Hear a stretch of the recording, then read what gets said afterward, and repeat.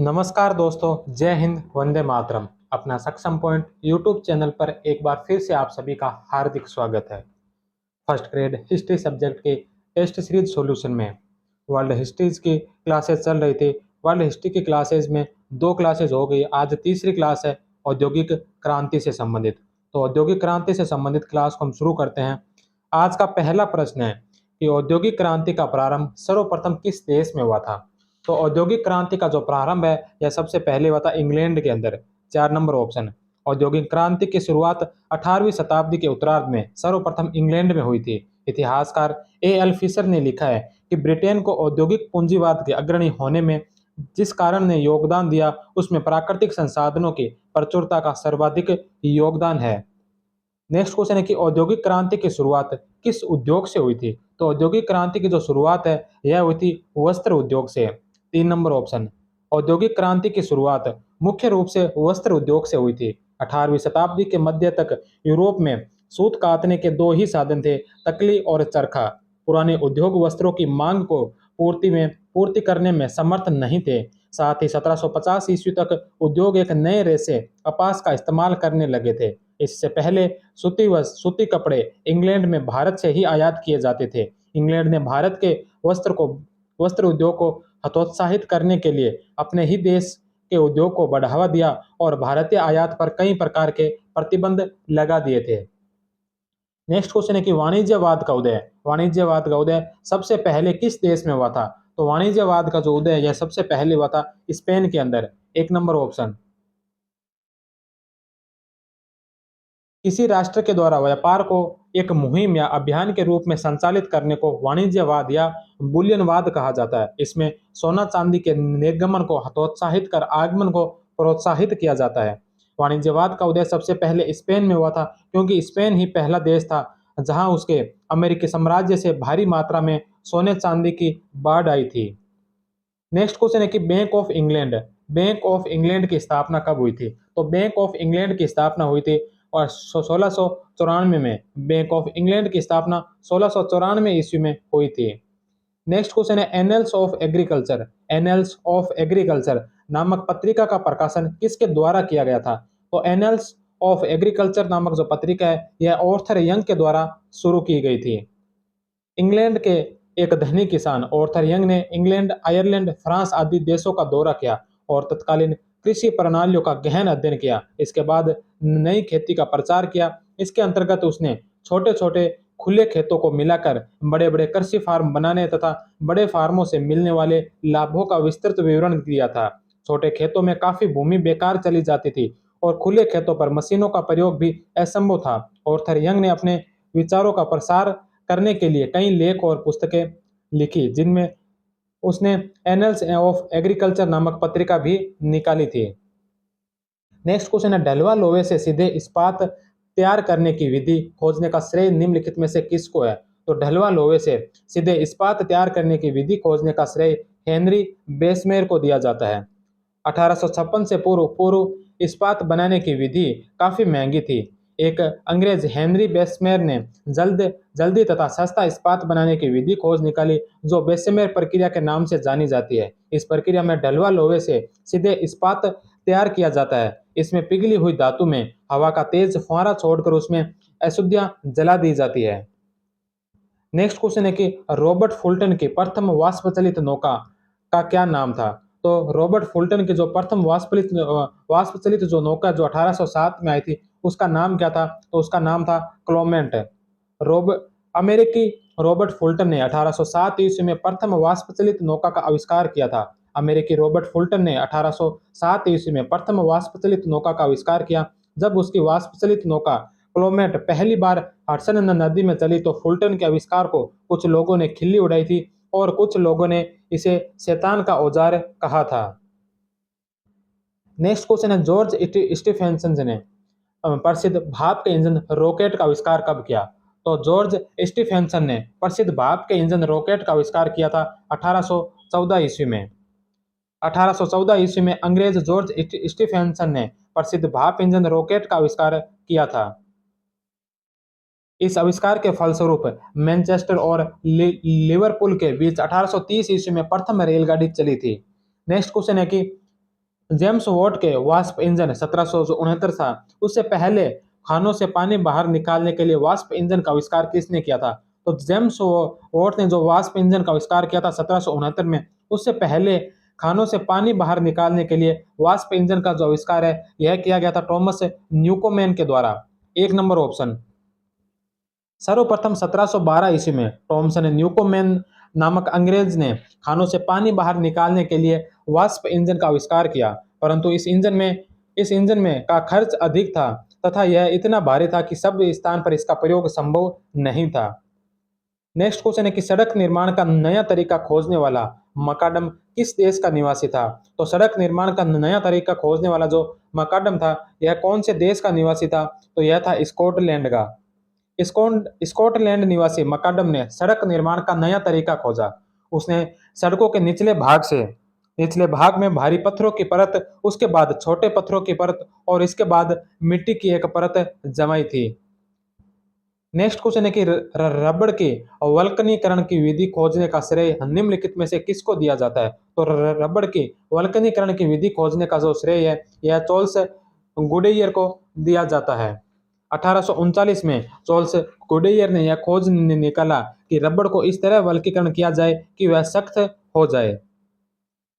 Next question है कि दो महाद्वीपों को जोड़ने के लिए सर्वप्रथम अंतरजलीय तार यंत्र अंटार्कटिक केबल किसके द्वारा तैयार किया गया था? तो दो महाद्वीपों को जोड़ने के लिए सर्वप्रथम अंतरजलीय तार यंत्र जो अंटार्कटिक केबल है यह तैयार किया गया था साइरस फील्ड के द्वारा। Cyrus field, 4 number option. दो महाद्वीपों को जोड़ने के लिए सर्वप्रथम अंतरजलीय तार यंत्र अंतरजलीय तार यंत्र उत्तरी अमेरिका और यूरोप के मध्य लगाया गया जिसका नाम अंटार्कटिक केबल था। इसे एक अमेरिकी साइरस फील्ड ने 1866 में तैयार किया था। नेक्स्ट क्वेश्चन है तार यंत्र का आविष्कार 1844 में किसके द्वारा किया गया था? तो तार यंत्र का जो आविष्कार है यह 1844 में सैमुअल मोर्स के द्वारा किया गया था। 1844 में सैमुअल मोर्स ने एक व्यवहारिक तार यंत्र का आविष्कार किया। तार यंत्र के सिद्धांत का उपयोग शीघ्र ही विश्व के महाद्वीपों को परस्पर संबंधित करने के लिए किया गया था।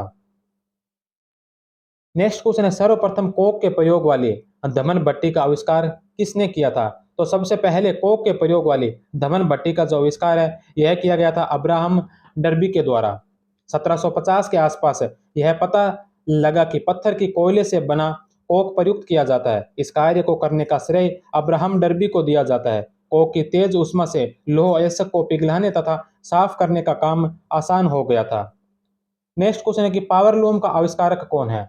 तो पावर लूम का जो आविष्कारक है वो है एडमंड कोर्टराइट। 1785 में एडमंड कार्टराइट ने शक्ति से चलित करघे का आविष्कार किया। इसे जल शक्ति और वाष्प शक्ति दोनों से चलाया जा सकता था। इस मशीन से बढ़िया किस्म का कपड़ा इतना सस्ता हो गया कि उतना उससे पहले कभी नहीं हुआ था। नेक्स्ट क्वेश्चन है कि निम्नलिखित में से कौन मुक्त व्यापार का समर्थक विचारक था? तो कौन है जो मुक्त व्यापार का समर्थक विचारक था? तो वह था एडम स्मिथ।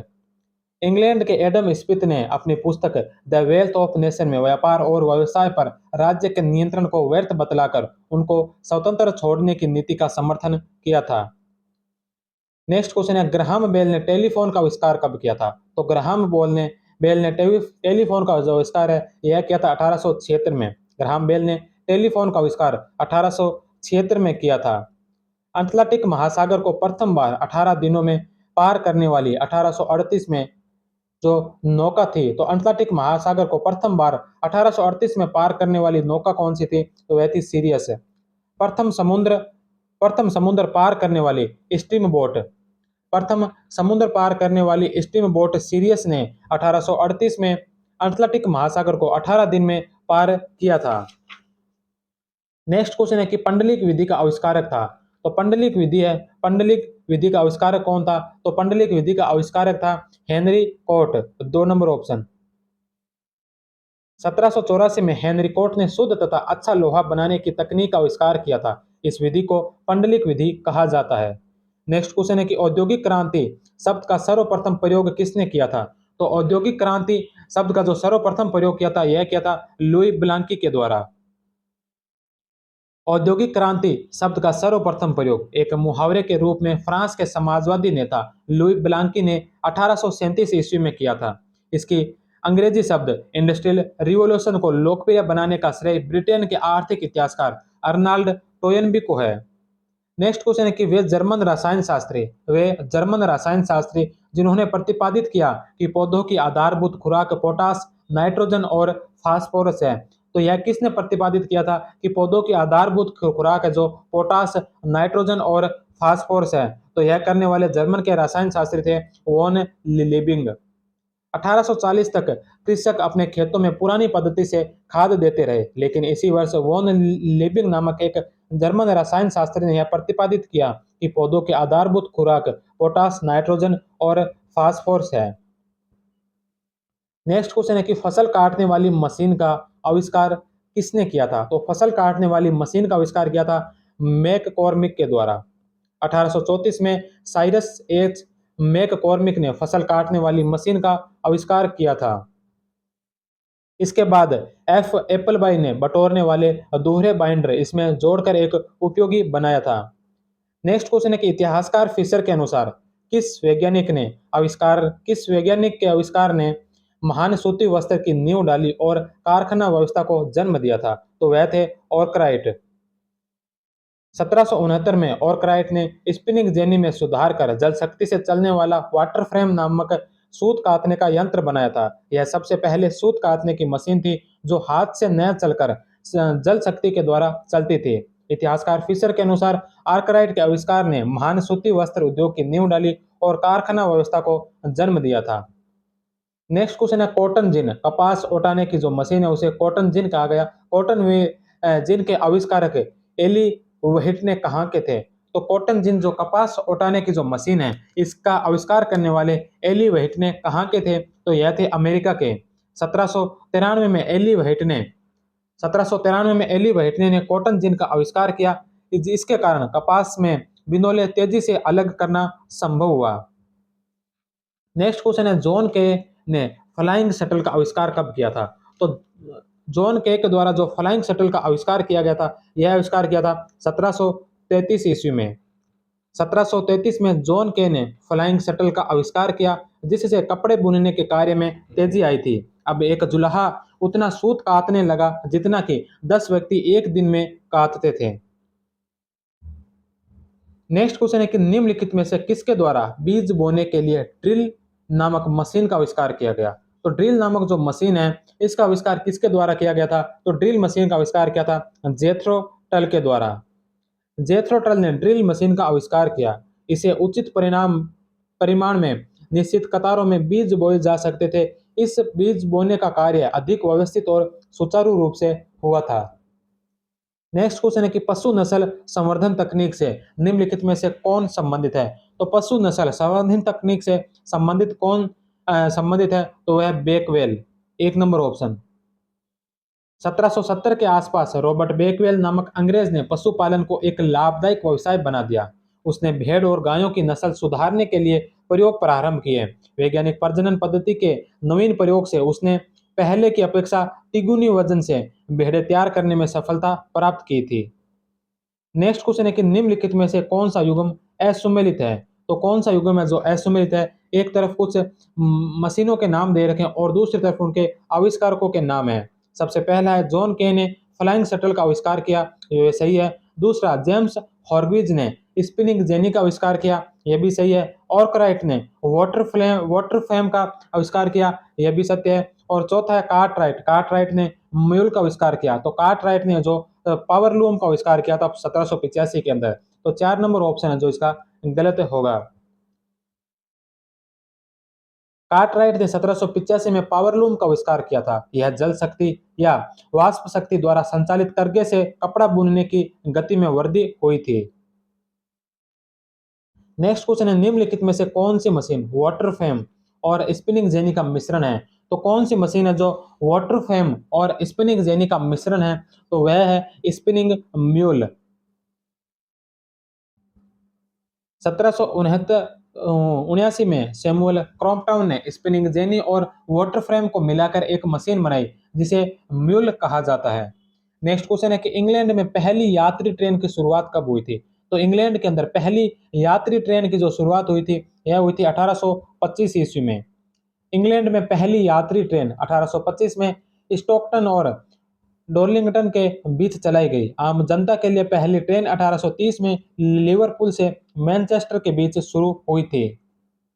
नेक्स्ट क्वेश्चन है कि निम्नलिखित में से किसे डाक व्यवस्था का जनक कहा जाता है? तो डाक व्यवस्था का जो जनक है वो है रोलैंड हिल। रोलैंड हिल जो अंधा था ने 1840 में एक व्यवस्था स्थापित की जिसके द्वारा एक पैंस के टिकट के से कोई भी पत्र ग्रेट ब्रिटेन में किसी भी जगह भेजा जा सकता था। नेक्स्ट क्वेश्चन है कि औद्योगिक क्रांति के संबंध में चार्ल्स टाउनशेंड का किस क्षेत्र में योगदान था? तो औद्योगिक क्रांति के संबंध में चार्ल्स टाउनशेंड का जो कृषि के क्षेत्र से संबंधित है। टाउनशेंड ने किसानों की फसलों को बदल बदल कर उपजाने में लाभ समझाए थे। नेक्स्ट क्वेश्चन है कि निम्नलिखित में से कौन नहर बनाने की तकनीक से संबंधित था? तो नहर बनाने की तकनीक से संबंधित कौन था? तो नहर बनाने की तकनीक से संबंधित है जेम्स ब्रिडले। भारी सामान के परिवहन में बहुत खर्चा पड़ जाने के कारण ब्रिटिश सरकार ने नहर बनवाना शुरू किया था। जेम्स ब्रिडले नामक इंजीनियर को एक नहर बनाने का कार्य सौंपा गया जो 1761 में बनकर तैयार हुई। नेक्स्ट क्वेश्चन है कि सिलाई मशीन का आविष्कारक कौन है? तो सिलाई मशीन का जो आविष्कारक है वो है इलियास होव। सिलाई मशीन का आविष्कार 1846 में हुआ था और इसका आविष्कार इलियास होव के द्वारा किया गया। नेक्स्ट क्वेश्चन है कुटीर उद्योगों का मशीनीकरण और औद्योगिक क्रांति है। तो कुटीर उद्योगों का मशीनीकरण और औद्योगिक क्रांति है यह किसके द्वारा क्या कहा गया? तो कुटीर उद्योगों का मशीनीकरण औद्योगिक क्रांति है यह बात कही थी हेजन ने। औद्योगिक क्रांति का तात्पर्य उत्पादन प्रणाली में हुए उन आधारभूत परिवर्तनों से है जिनके परिणाम स्वरूप जनसाधारण को अपने परंपरागत कृषि व्यवसाय तथा घरेलू उद्योग धंधों को छोड़कर नए प्रकार के वृहत उद्योगों में काम करने तथा यातायात के नवीन साधनों के प्रयोग का अवसर मिला है। नेक्स्ट क्वेश्चन है कि 1850 के बाद द्वितीय औद्योगिक क्रांति का नेतृत्व किस देश के द्वारा किया गया? तो 1850 के बाद द्वितीय औद्योगिक क्रांति जो शुरू हुई थी इसका जो नेतृत्व हुआ था यह किया था जर्मनी के द्वारा। औद्योगिक क्रांति की दो अवस्थाएं मानी जाती है। प्रथम जो 1750 से 1850 तक और दूसरी 1850 से अब तक। प्रथम औद्योगिक क्रांति का नेतृत्व इंग्लैंड ने किया, वहीं द्वितीय औद्योगिक क्रांति का नेतृत्व जर्मनी ने किया था। नेक्स्ट क्वेश्चन है कि यदि प्लासी की लूट का माल और भारत की संपदा इंग्लैंड की ओर उन्मुख न हुई होती तो मैनचेस्टर, पेंसले और लंकाशायर की सूती मिलें नष्ट हो जाती तथा जेम्स वोट, आर्कटाइक, कार्टराइट, क्रॉम्पटन जैसे आविष्कारक और उनके आविष्कार समुद्र में फेंक दिए जाते। यह कथन निम्न में से किसका है? तो यह कथन है रजनी पामदत्त का। रजनी पामदत्त ने कहा था कि यदि प्लासी की लूट का माल और भारत की संपदा इंग्लैंड की ओर उन्मुख न हुई होती तो मैनचेस्टर, पेंसले और लंकाशायर की सूती मिलें नष्ट हो जाती तथा जेम्स वॉट, आर्कटाइक, कार्टराइट, क्रॉम्पटन जैसे आविष्कारक और उनके आविष्कार समुद्र में फेंक दिए जाते। यह जो कथन है रजनी पामदत्त ने अपनी पुस्तक इंडिया टुडे में लिखा था। रजनी पामदत्त की पुस्तक है इंडिया टुडे, इसके अंदर यह कथन लिखा गया है। नेक्स्ट क्वेश्चन है कि निम्नलिखित में से कौन सा युग्म असुमेलित है? तो इसमें से बताना है कि कौन सा युग्म है जो असुमेलित है। रोलैंड हिल रोलैंड रोलैंड हिल जो डाक व्यवस्था से संबंधित है। सैमुअल मोर्स तार यंत्र। तीसरा ग्राहम बेल ने रेडियो का आविष्कार किया। तो ये बात है जो गलत है। रेडियो का जो आविष्कार है यह ग्राहम बेल ने नहीं बल्कि मार्कोनी के द्वारा किया गया था। रेडियो का आविष्कार है जो मार्कोनी ने किया था। ग्राहम ग्राहम बेल ने जो टेलीफोन का आविष्कार किया था, तो ग्राहम बेल ने टेलीफोन का आविष्कार किया। रेडियो फोन का आविष्कार है जो मार्कोनी के द्वारा किया गया था। बिल्वर और ऑरविल इन्होंने हवाई जहाज का आविष्कार किया। तो 1, 2 और 4 सत्य है, तीसरा है जो इसका असत्य होगा। संचार के क्षेत्र में अंधे व्यक्ति रोलैंड हिल ने 1840 में डाक व्यवस्था शुरू की थी। सैमुअल मोर्स के द्वारा 1844 में तार यंत्र का आविष्कार किया गया। ग्राहम बेल ने 1876 में टेलीफोन का आविष्कार किया। मार्कोनी ने 1901 में रेडियो का आविष्कार किया। 1903 में बिल्वर और ऑरविल राइट नाम दो अमेरिकी भाइयों ने हवाई जहाज का आविष्कार किया था।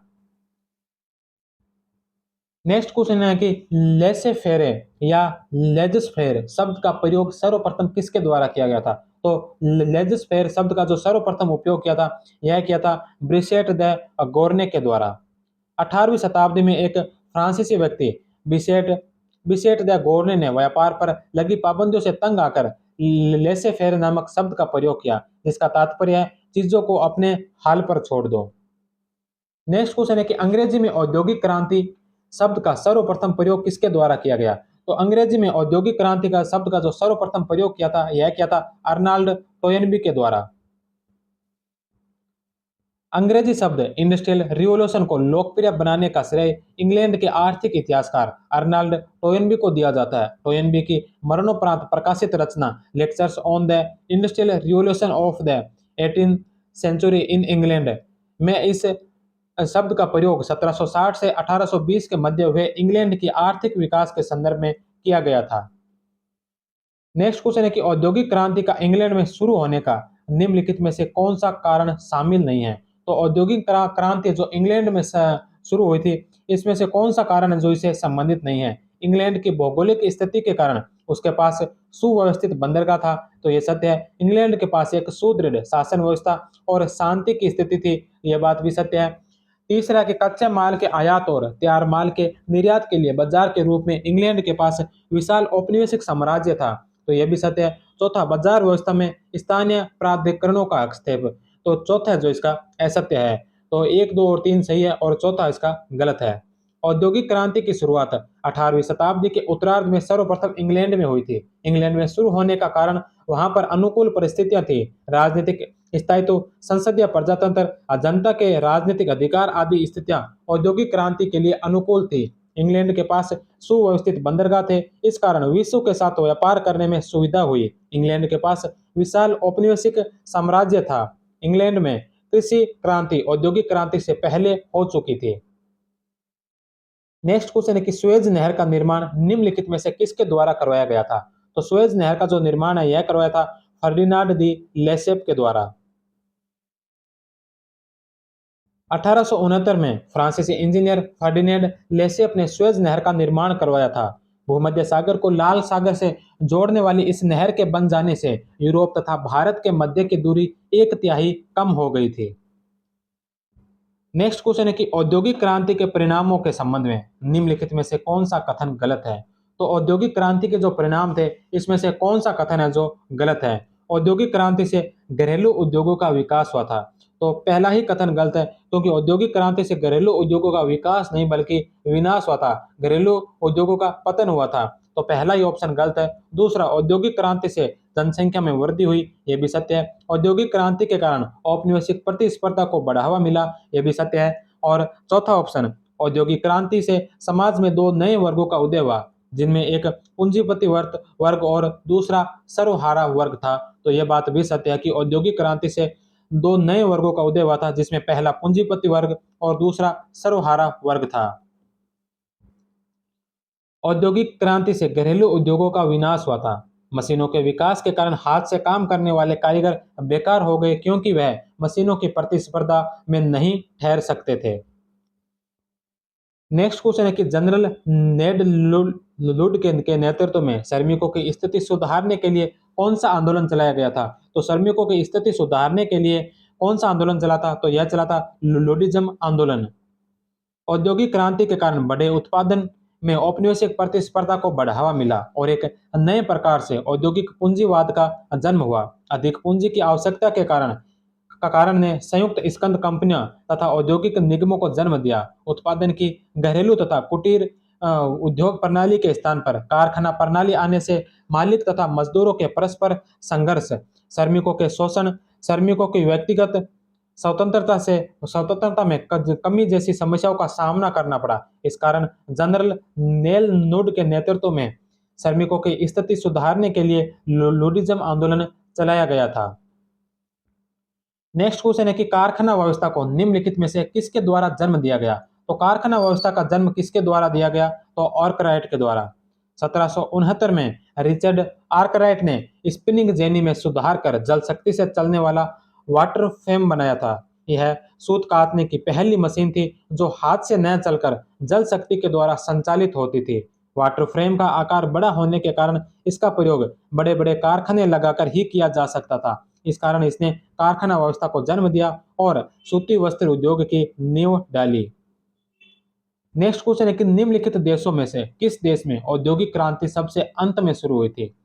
तो औद्योगिक क्रांति जो सबसे अंत में शुरू हुई थी इन 4 देशों में, तो इसमें रूस में जो सबसे अंत में शुरू हुई थी।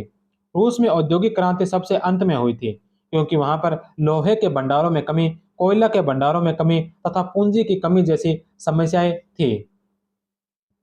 नेक्स्ट क्वेश्चन है कि निम्नलिखित में से कौन सा असम्मिलित है? तो असम्मिलित युग में बताना है। इस्पात निर्माण की तकनीक का जो आविष्कार किया यह हेनरी बेसमेर के द्वारा किया गया, यह सत्य है। वाष्प चलित नौका का आविष्कार रॉबर्ट फुल्टन के द्वारा किया गया। सड़क निर्माण की तकनीक का आविष्कार मैकडम के द्वारा किया गया। और नहर बनाने की तकनीक का जो आविष्कार रॉबर्ट्स के द्वारा नहीं बल्कि नहर बनाने की तकनीक का आविष्कार है जो जेम्स ब्रिडले ने किया था। तो नहर बनाने की तकनीक जो जेम्स ब्रिडले से संबंधित है, ना कि रॉबर्ट से। तो 4 नंबर ऑप्शन इसका गलत होगा। कृषि क्षेत्र में फसल चक्र का आविष्कार निम्न में से किसके द्वारा किया गया? तो कृषि क्षेत्र में फसल चक्र का जो आविष्कार है यह किया गया था टाउनशेंड के द्वारा। Townshend 2 number option. टाउनशेंड ने फसल चक्र का आविष्कार आविष्कार दिया। उसने सुझाव दिया कि प्रथम वर्ष गेहूं, द्वितीय वर्ष जौ, तृतीय वर्ष राई, चतुर्थ वर्ष सलगम उगाई जानी चाहिए। यह प्रणाली 4 फसलों की प्रणाली के नाम से जानी जाती है। इससे प्रत्येक बार 1/3 जमीन प्रति छोड़ने की आवश्यकता नहीं रहती। नेक्स्ट क्वेश्चन है कि हार्ड टाइम्स उपन्यास निम्नलिखित में से किसके द्वारा लिखा गया? तो हार्ड टाइम जो उपन्यास है यह उपन्यास लिखा गया था चार्ल्स डिकेंस के द्वारा। चार्ल्स डिकेंस के उपन्यास हार्ड टाइम्स में एक काल्पनिक औद्योगिक उदास शहर का वर्णन किया गया है, जहां मशीनों की भरमार, धुआं उगलती चिमनियां और प्रदूषण से साही पड़ी नदियां हैं। नेक्स्ट क्वेश्चन है कि प्रथम स्वचालित बुनाई मशीन का निर्माण किसके द्वारा किया गया था? तो प्रथम स्वचालित बुनाई मशीन का जो निर्माण है यह किया था रिचर्ड रॉबर्ट्स के द्वारा। 1825 ईस्वी में रिचर्ड रॉबर्ट्स ने प्रथम स्वचालित बुनाई मशीन का निर्माण किया था। और इसी के साथ ही आज की क्लास यहीं पर समाप्त होती है। कल की क्लास में हम पढ़ेंगे 1789 की फ्रांसीसी क्रांति और नेपोलियन बोनापार्ट का युग। तब तक आप सभी का बहुत बहुत धन्यवाद। जय हिंद, वंदे मातरम।